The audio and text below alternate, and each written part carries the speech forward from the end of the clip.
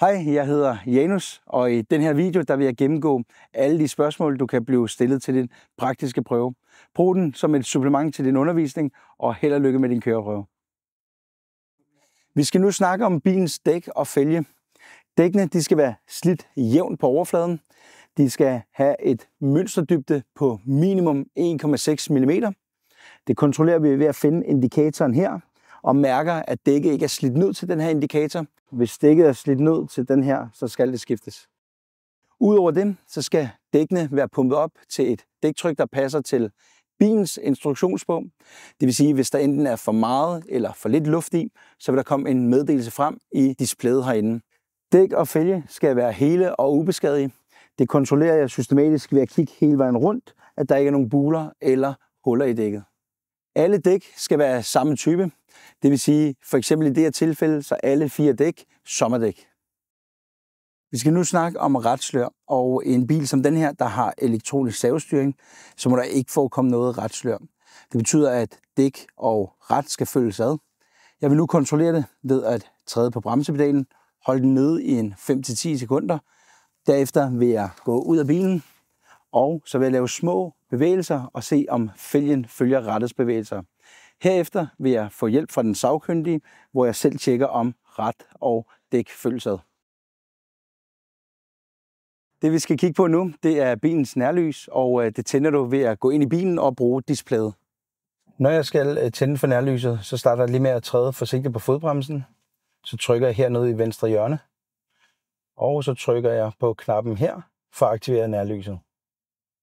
Når vi snakker om nærlyset, så skal der være minimum 2 styks. De skal være hvide eller gullige i farven. Så skal de være asymmetriske mod højre og oplyse minimum 30 meter frem. Derudover skal de have et fald på minimum 1%, og det kontrollerer jeg ved, at jeg stiller mig op og stiller mig lige foran nærlyset, sørger for at have strækte ben, finder overkanten af nærlyset, træder 1 meter tilbage, og dermed kan jeg kontrollere, at det er faldet minimum 1 cm. Det vi nu kigger på, det er fjernlyset, og det første vi skal gøre, det er at trykke forsigtigt på bremsen. Derefter trykker vi ned i venstre hjørne på skærmen, så tænder vi for nærlyset og aktiverer fjernlyset ved at skubbe venstre arm her væk fra rattet. Så kan vi se op i venstre hjørne på skærmen her, at den blå lampe permanent er tændt. Det betyder, at fjernlyset er tændt. Kravene til fjernlys er, at der skal være minimum 2 styks, så skal de være hvide eller gullige i farven og oplyse minimum 100 meter frem. Vi kigger nu på bilens blinklys. Der skal være 6 i alt, 3 til hver side. De skal være gule i farven og skal kunne ses i al slags vejr. Man gør det, at man går ind og blinker til venstre, så går man ud og kontrollerer, om blinklyset her foran virker, blinklyset på siden og blinklyset bagved virker. Derefter går man ind i bilen og blinker til højre og kigger ligeledes på højre side, om de virker. Vi skal nu kigge på bilens havariblink. Knappen for at aktivere sidder heroppe i loftet. Jeg trykker på knappen og har nu aktiveret havariblinket.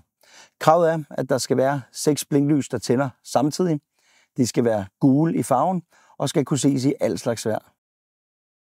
Det vi skal kigge på nu, det er bilens baglys, og det kræver, at vi går ind i bilen og tænder for det. Når jeg skal tænde for bilens baglys, så trykker jeg forsigtigt på bremseplanen, trykker ned i venstre hjørne og trykker på nærlyset. Nu er mit baglys også tændt. Der skal minimum være 2 baglys, et i hver side. De skal være røde i farven og skal kunne ses på en afstand af minimum 300 meter. Når vi snakker bremselys, så skal der være 3 styks, fordelt i venstre side, højre side og oppe i toppen. De skal være røde i farven og markant kraftigere end baglyset. Når vi kigger på nummerpladelyset, så skal der minimum være 1 pære. På en bil som denne her er der 2, så skal de begge 2 virke. De skal være hvide i farven, oplyse hele nummerpladen og gøre det muligt at læse nummerpladen fra minimum 20 meters afstand. Vi kigger nu på bilens reflekser, og der skal være 2 styks. Der skal sidde en bagpå her og en bagved her. Kravene til reflekserne er, at de skal være hele og godkendte. De må ikke være trekantede i sin form, og så skal de være røde. Bremsepedalen her, den skal have en skridsikker overflade. Så skal den være i en bekvem position. Det betyder, at jeg nemt kan komme til.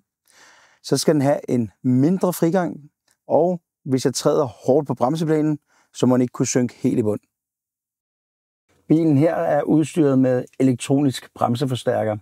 Hvis den elektroniske bremseforstærker er i stykker, så vil der komme en meddelelse frem her i displayet. Vi skal nu kontrollere støddæmperne på bilen. Der skal være 4 styk, et ved hver hjørne. Opgaven for dem er, at de skal få bilen til at falde til ro med det samme. Det kontrollerer jeg her bagved ved at sætte min fod op på anhængertrækket, træde ned, få den i bevægelse. Når jeg fjerner foden, så skal den falde til ro med det samme. Det skal den i begge hjørner. Herefter går jeg op foran og kontrollerer støddæmperne foran. Når jeg skal kontrollere støddæmperen her foran, så sætter jeg foden ind i gulvtæppet, sørger for ikke at røre ved døren, får bilen i bevægelse, og når jeg stopper min bevægelse, så skal bilen falde til ro med det samme. Når vi skal snakke om sprinklervæsken, så har vi beholderen ude i det forreste bagagerum, så vi åbner på knappen her og går ud og kigger. Sprinklervæskebeholderen, den finder vi herunder. Den sidder lige her. Der skal være tilstrækkeligt med sprinklervæske til den køretur, vi skal ud på. Skulle der mangle sprinklervæske, så kommer der en meddelelse frem i displayet. Når jeg vil rense forruden og bruge min sprinklervæske, så trykker jeg herude på spidsen. Der trykker jeg den helt ind, holder den kortvarigt, så kan I se, at sprinklervæsken kommer ud, og vinduesviskerne starter. Når jeg slipper den, så vil den stoppe af sig selv efter kort tid. Det næste, vi kigger på, det er bilens horn. Det skal have en klar og konstant tone, og må altså ikke spille melodier. Det kontrollerer du ved at sætte en flad hånd midt på rattet, og trykke rattet forsigtigt ind. Bilen her er forsynet med kølervæske til at holde batteriet koldt. Væskestanden skal være mellem minimum og maksimum. Skulle der mangle kølervæske på, så kommer der en meddelelse frem her i displayet.